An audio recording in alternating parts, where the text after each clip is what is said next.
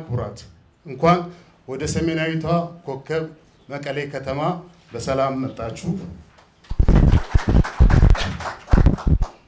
የኢትዮጵያ ከተሞች የትብብር መድረክ በአሁኑ ወቅት 108 ከተሞችን በአባልነት የያዘ ነው። ትብብር መድረኩ ከተሜነትን ለማስፋፋትና የነዋሪዎችን የኑሮ ደረጃ ለማሻሻል በሚደረገው ጥረት የበኩሉን አስተዋጽኦ ለማበርከት ታስቦ የተቋቋመ መንግስታዊ ያልሆነ ድርጅት ነው። በመቀጠል ክቡር ዶክተር ረዳይ በርሀ የመቀሌ ከተማ ከንቲባ የእንኳን ደህና መጣችሁ ንግግር እንዲያደርጉልን ጋብዛለሁ። አመሰግናለሁ። ክቡራንና ክቡራት ወደ ከተማችን ሰሜናዊት ኮከብ ከተማ መቀሌ እንኳን በደህና መጣችሁ። በዚህ ከተማ የምትቆዩበትን ጊዜ የሰላም እና የደስታ እንዲሆንላችሁ እየተመኘሁ እኛም እንደ ከተማ እንደ መቀሌ ከናንተ አብረን ለመስራት የሚሰሩ በትብብርም ወደፊት የሚሰሩ ስራዎችን አብረን በትብብርና የልማት የሰላም ስራዎችን የሚደረጉ ስራዎች አብረን ለመስራት ቃል እየገባን በዚህ ከተማ ጥሩ ቆይታ እንዲሆንላችሁ እመኛለሁ። አመሰግናለሁ። የተከበራችሁ ክቡራን ከንቲባዎች፣ የትብብር መድረኩ አባል ከንቲባዎች፣ ስራ አስኪያጆች እንዲሁም ለዚህ ፕሮግራም የተጋበዛችሁ እንግዶች፣ በመጀመሪያ ደረጃ የኢትዮጵያ ከተሞች የትብብር መድረክ ከተመሰረተ 13 ዓመት ሞልቶታል። በዚህም 13 ዓመታት ውስጥ ሲወድቅ ሲነሳ እንደማንኛውም ታዳጊ ተቋም የከረመ ቢሆንም በአሁኑ ወቅት አሁን ባለበት ደረጃ እንግዲህ ሲመሰረት 19 ከተሞች በበጎ ፈቃደኝነት የመሰረቱት ከመንግስት ስትራክቸር በተለየ ከተሞች በራሳቸው ለጋራ ችግሮቻቸው የጋራ መፍትሄ የሚፈልጉበት ተወዳዳሪነታቸውን ከፍ የሚያደርጉበት የመመካከሪያ የመነጋገሪያና የመወያያ መድረክ እንደ ዲያሎግ ሴንተር ሆኖ ፕላትፎርም ሆኖ የተመሰረተ ተቋም ሆኖ አገልግሎቱን መስጠት ከጀመረ ትንሽ ቆይቷል። በአሁኑ ወቅት ራሱን እያሳደገ እስከ 108 የሚደርሱ እስከ ዛሬ ድረስ አባል ከተሞችን ይዞ እየተንቀሳቀሰ ያለ መሆኑን መግለጽ ፈልጋለሁ። ከተልእኮቹ መካከል አንደኛው ከተሞች ዘመኑን በዋጀ ርዕስ ላይ በጋራ አንድ በሚያረጋቸው ጉዳዮች ላይ የጋራ ሐሳብ እንዲይዙ ተወዳዳሪነታቸውን ከፍ ማድረግ እንዲችሉ እንዲዘምኑ ለማድረግ የሚያስችል የልምድ መለዋወጫ መድረክ ማመቻቸት ነው፣ በአገር ውስጥም በውጭም። ሁለተኛው በአገር አቀፍ ደረጃ የሚገኙ መልካም ተሞክሮችን በስልጠናና በአውደ ጥናት መልክ ማካፈል ነው። በሶስተኛ ደረጃ አዳዲስ አስተሳሰቦችን ከተማ በሚመራበት ጊዜ ዘመናዊነት ስለሚጠይቅ አዳዲስ አሰራሮችን ቅልጥፍና ያላቸው የአገልግሎት አሰጣጥ ለህዝቡ ተደራሽ የሚሆኑበትን መንገዶች በማመላከት ከፖሊሲ ሐሳብ በማመንጨት ጭምር አተገባበራቸው ላይ እንቅፋት እንዳይገጥማቸው የመወያያ ቅድም እንዳልኩት የመነጋገሪያ ሐሳብ መለዋወጫ መድረክ ሆኖ ያገለገለ ይገኛል። ሌላው እንግዲህ በአራተኛ ደረጃ የምናነሳው የከተሞች ትስስርን አጠንክሮ የሚያበረታታ ነው። ምን መልካም ነገር አለ፣ ምን መስራት እንችላለን፣ ጥናት መሰል ተጨባጭ ነገር ስላለን እሱን ለማሳየት እንሞክራለን። የተሳካ እንደሚሆን አምናለሁ። የተከበሩ ምክትል ፕሬዚደንት አቶ አማኑኤል አሰፋን ወደ መድረክ ልጋብዝና ኦፊሻሊ እንዲከፍቱልን ግብዣዬን አቀርባለሁ።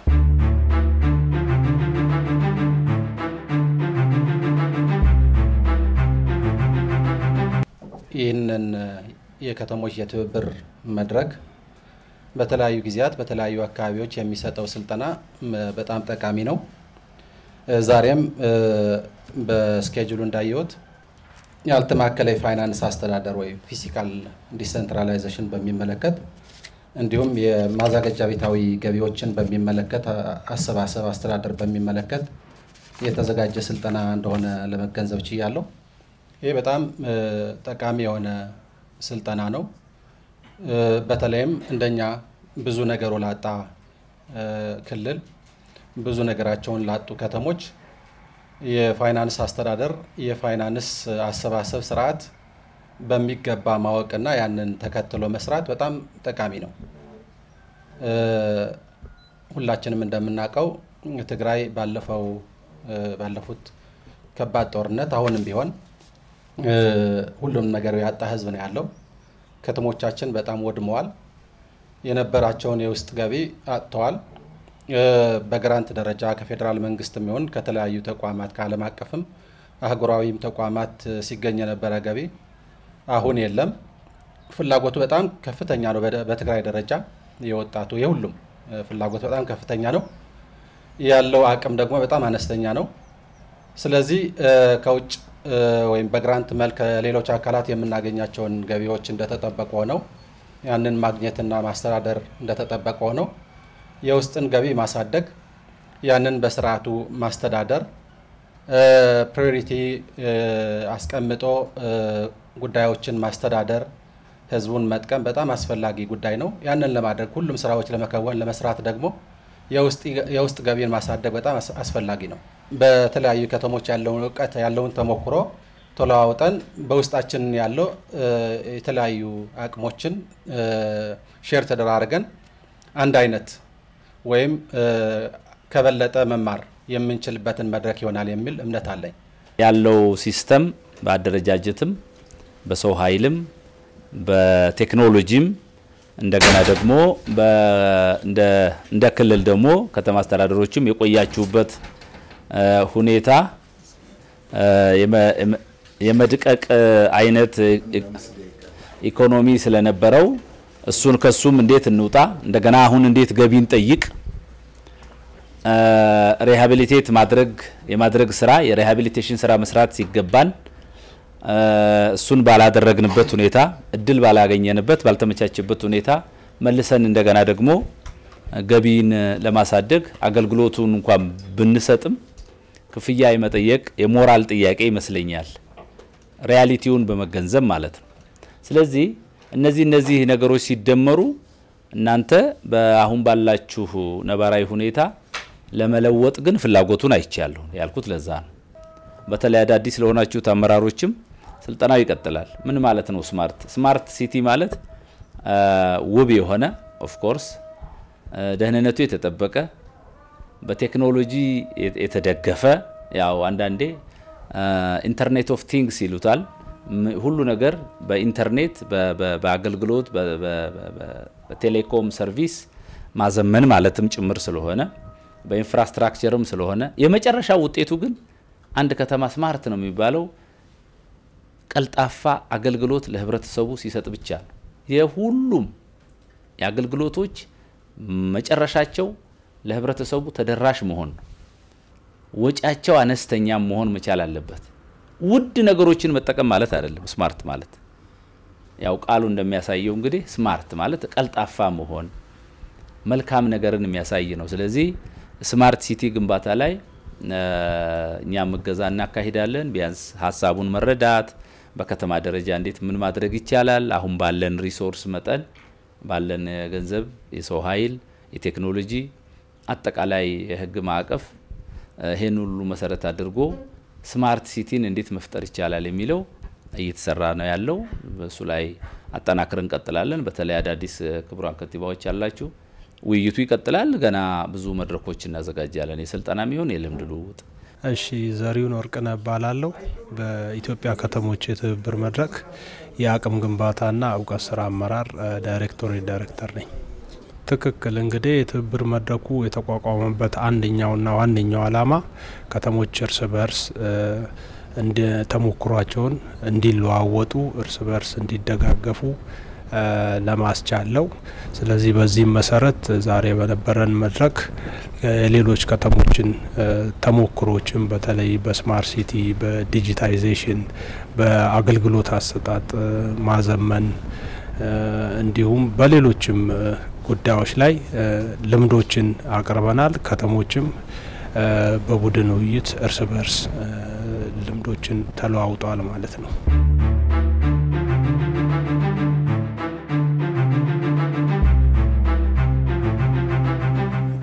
ጎበዛይ አረፋይ ነባላለሁ የአድዋ ከተማ ማዘጋጃ ቤት ስራ አስኪያጅ ነኝ።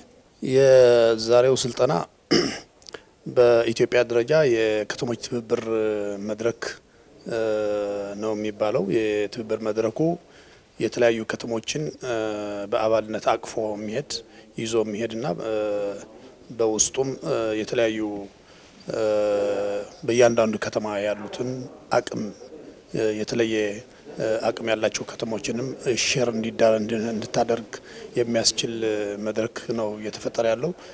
ይህ ፕሮግራም ባለፈው አመትም እንደዚሁ የጀመርነው ነው።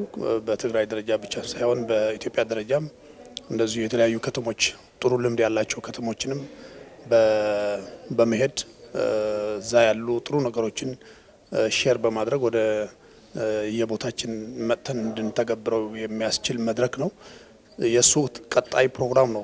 ዛሬ ትግራይ ውስጥ ያሉትን የትብብር መድረኩ አባላት የሆነው ስራ አስኪያጆችና ከንቲባዎችም አሉበት ያልተማከለ አስተዳደር በየከተሞቹ ያልተማከለ አስተዳደርን ምን ጠቀሜታ አለው በሚል ርዕስ ነው ዛሬ ስንወያይ የዋል ነው ማለት ነው።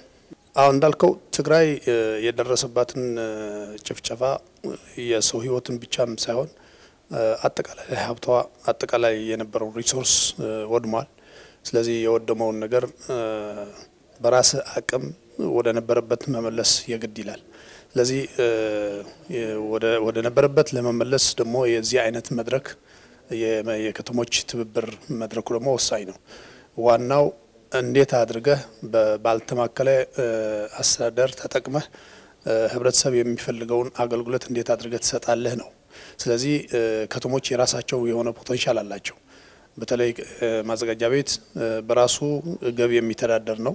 በራሳችን ገቢ ስንተዳደር እንዴት ገቢ እንሰበስባለን ያስተምራል። ገቢው እንዴት አድርገህ ትጠቀምበታለህ፣ ህብረተሰብ የሚጠይቀውን የልማት ጥያቄ እና አጠቃላይ ህብረተሰቡን የሚፈልገው አገልግሎት ለመስጠት የሚያስችል መድረክ በመሆኑ በጣም ወሳኝ ነው። ስለዚህ ከደረሰብን ጉዳት አንጻር ቶሎ ለመጋገም የሚያስችል ስልጠና ስለሆነ የኛ አቅም ብቻ ሳይሆን የሌሎች ከውጭ የተገኙትን የተቀመሩ ልምዶችም አሉ። በኢትዮጵያ ደረጃም የተሻሉ ከተሞችም የተቀመሩ ኤክስፒሪየንሶች አሉ። እነዚህ በየራሳችን ከተሞችን ወስደን እንዴት እንተገብረዋለን የሚለውን ነገር የሚያስተምር ትልቅ መድረክ ነው። በተለይ ደግሞ ከተሞች የገንዘብ አቅማቸው የገቢ አቅማቸው ማክሲማይዝ በማድረግ ወደ ልማት እንዲጓዙ ከተፈለገ ያለውን የገቢ ምንጮች እንደምንም ብለህ መጠቀም አለብህ። በተለይ እኛ ጋር ደግሞ ትግራይ አንድ ጥሩ ነገር ምን አለ ደንብ 19/2017 ይወጣል ተሻሽሎ የወጣ የግብር አሰባሰብ እንትኖች ተሻሽሎ የተሰጡ ስላሉ እሱም በተግባር ላይ ስለጀመርነው ያንን ማክሲማይዝ ማድረግ የግድ ይላልና የዛሬው መድረክ እነዚህን በአግባቡ እንድንጠቀምበት ህብረተሰባችን የሚፈልገውን የልማት ጥያቄዎችን ለመመለስ የሚያስችል መድረክ ነው። ስለዚህ ትልቅ ጠቀሜታ አለው ማለት ነው።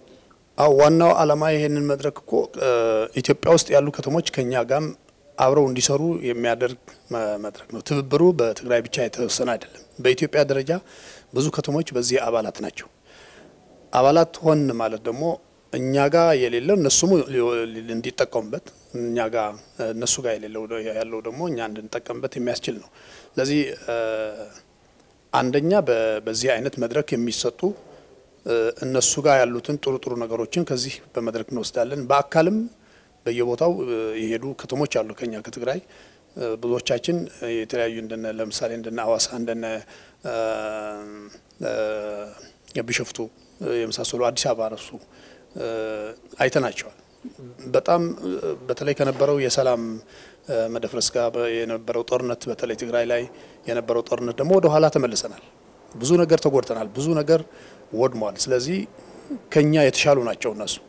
ስለዚህ ከነሱ ጋር አብረን ለመስራት የሚያስችል ትልቅ ገመድ ነው ማለት ነው። ይሄን ትልቅ ትስስር እንድንፈጥር የሚያደርግ ነውና ትልቅ ጠቀሜታ አለው። እኛም ከነሱ መውሰድ የሚገባን ነገር ወስደን ወደ ተግባር መቀየር የግድ ይሆናል። ማንም የሚደግፈን ነገር እንደሌለ አውቀን ከየትም ይምጣ ከየትም ለኛ የሚጠቅመን ነገር ሁሉ ከየትም አምጥተን መጠቀም አለብን። ስለዚህ ያንን የመጠቀም እድሉ ሰፊ ስለሆነ እድልም ስለሚፈጠር እስከ ውጭ ድረስ ሲሄዱ ከንቲባዎችም አሉ በዚህ ትብብር መድረክ ማለት ነው። ስለዚህ እዛ ጋር የታየውን ነገር ደግሞ እዚህ አምጠው ቀምረው እየሰጡን ነው። ስለዚህ ትልቅ ጠቀሜታ አለው። ከተሞች መንግስትም ቢሆን እነዚህ ከተሞች ያላቸውን አቅም ያላቸውን ገቢ በማሳደግ የከተማ ውስጥ ያለውን የልማት ጥያቄን መመለስ የሚችሉ ዋነኛው አማራጭ እሱ ነው። መንግስትም ትኩረት ማድረግ አለበት። በተለይ ማዘጋጃ ቤት አካባቢ ያለው የአደረጃጀት ሁኔታም በመቀየር እዛ ያለውን ገቢም ደግሞ የመሰብሰብ ሰፊ የሆነ የገቢ ምንጮች አሉ። ከተሞች የራሳቸው የሆነ ትልቅ ምንጭ አላቸው። ያንን ምንጭ የገቢ ምንጭ የመሰብሰብ ችግር ካልሆነ በስተቀር እያንዳንዱ ከተማ ለራሱ የሚመጥን የገቢ ምንጭ አለው እዛ።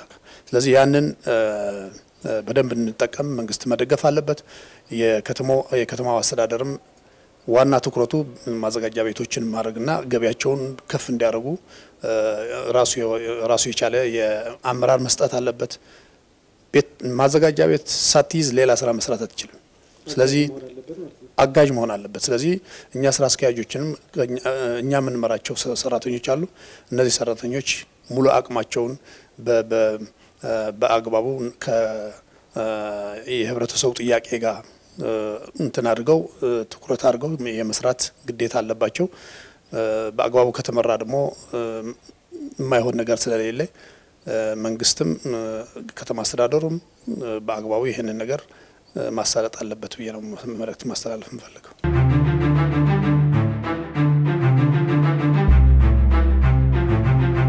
ስሜ አብራክ ይባላለሁ። ለስራ ደግሞ በከተማና ኮንስትራክሽን ቢሮ የህዝብ ግንኙነት በፌደራል አማካኝነት እየተሰጠ ያለ ፕሮግራም ነው። ዛሬና ነገ ነው የሚቀጥለው። እንደ ፕሮግራሙ እንደሰማነውና እንደተሰጠን ትሬኒንጉ አሁን ከተለያዩ ከተሞች ያው የተጠሩ የስራ አስኪያጅ አሉ፣ ከንቲባዎች አሉ። ይህንን ስልጠና ነው እየተሰጠ ያለው። መድረኩም አንደኛውና አላማው ከተሞች በራሳቸው አቅም ዲሰንትራላይዜሽን የራሳቸውን አቅም እንዲገነቡና ህዝብ የሚያነሳቸውን ጥያቄዎች ፕራዮሪቲ ሰጥተው እንዲመልሱ አቅም የመስጠት ከሌሎች ከተሞች ለምሳሌ ከኦሮሚያ ከሚገኙም ሊሆን ይችላል፣ አማራ ለሚገኙም ሊሆን ይችላል፣ በደቡብ በሌሎች ከተሞችም በሌሎች ክልሎችም የሚገኙ ከተሞች ያለውን ኤክስፒሪየንስ ሼር የማድረግ አላማ አንግቦ ነው እየተሰጠ ያለው። ከተሞች የራሳቸው አቅም እንዲገነቡ ከፋይናንስ አንጻር ገቢያቸውን እንዲያሳድጉ ያገኙትን ገቢ ደግሞ በዛች ከተማ እንዲውል ህዝቡ ደግሞ ይሄንን መጠየቅ እንዳለበት ነው በግልጽ ትሬኒንጉ ሲቀርብ የነበረው። ስለዚህ በከተማ በመዘጋጃ ቤቱም ይሁን በከተማ የሚሰሩ ሰራተኞች ያልተከፈላቸው ደሞዝ ለመክፈልም ራሱ መፍከል እንደሚችሉ ሲቀርብ ነበር በፕሮግራሙና አቅም ካላቸው አንደኛ የህዝብ ጥያቄ የመመለስ አቅም የመመለስ ቴንደንሲ ሊኖር ይችላል። ሁለተኛ እዛች ከተማ ያሉ የመሰረተ ልማት ችግሮችን ሊፈታ ይችላል። ሶስተኛ ያለውን የአስተዳደር አቅም ኢምፕሩቭ ሊያደርግ ይችላል። ሌላ ደግሞ እኛ ላይ ትግራይ ላይ የደረሰው ነገር ይታወቃል። ምንም ግልጽ ነው። እንደ ኦሮሚያ መሆን አንችልም። አሁን እንደ ሌሎች ክልሎች መሆን አንችልም። ምክንያቱም መሆን ይልቅ መኖሩን እየከበደን ያለበት ሰዓት ነው። በተለይ መንግስት ሰራተኛ በመዘጋጀቱ የሚኖር በከተማ የሚኖር በገጠር የሚኖር እንደዛ ነው።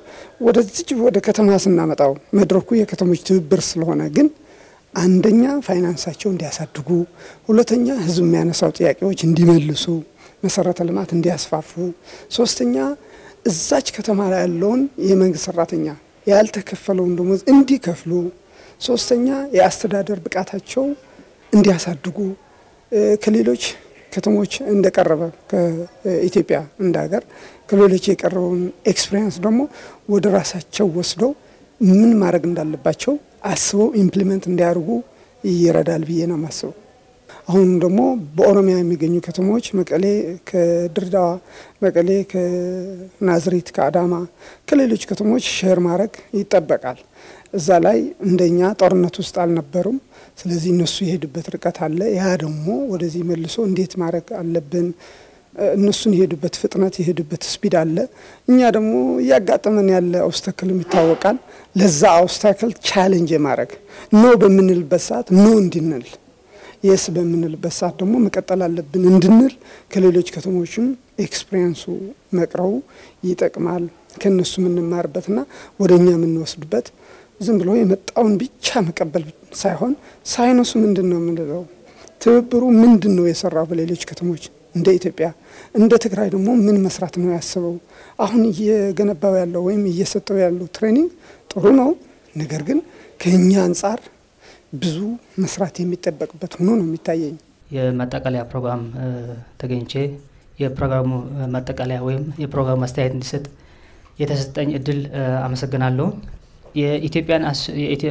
የኢትዮጵያ ትብብር ከተሞች ወይ ኢሲኤ አባሎች የነበሩ ከተሞች ያው የታወቁ ትልቅ ከተሞች 12 ከተሞች ነው የነበሩት ከዛ በኋላ በተለይ ደግሞ ከአምና ጀምሮ ግን ከጦርነት በኋላ በክልላችን አጠቃላይ የነበረው ሁኔታ አይተው ቀድመው ከመንግስታዊ ሴክተር ቀድመው የተገኙልን ቀድመው እኛ ጋር ትልቅ ስልጠና የሰጡን እነዚህ ድርጅቶች ናቸው ኢመንግስታው ነው ስለዚህ ባለፈው አመት የያዝነው ትልቅ አቅም አሁን ደግሞ ማለት ለሶስተኛ ጊዜ ነው በዚህ አመት ስልጠና እየሰጡን ያለውና እጅግ አድርገን እናመሰግናለን በቢራችን ስም ያው ምስጋና ይግባቸው ላለው አመስግኑልኝ ያው አዳዲስ ከተሞች ወደ 30 ይሆናሉ አሁን ደግሞ እኛ ጋር ያሉ ወደ 24 ከተሞች አሉ ከ24ቱም ኦልሞስት 21ዱ ወደዚህ ገብተዋል ስለዚህ ትልቅ እድል ነው ለኛም ትልቅ እድል ነው ለናንተም ትልቅ እድል ነውና ተጋግዘን እንደምንሰራ አሁንም ለቀጣይም ጥያቄዎች አሉን ለቀጣይም ስልጣና እንፈልጋለን ይሄ እንደሚቀጥል ያው ተስፋ አደርጋለሁ ለነበራችሁ ቆይታ አመራሮቻችንም በጣም አመሰግናለሁ ኢሲኤዎች ያው ማኔጅመንት ሁላችሁ በጣም እናመሰግናለን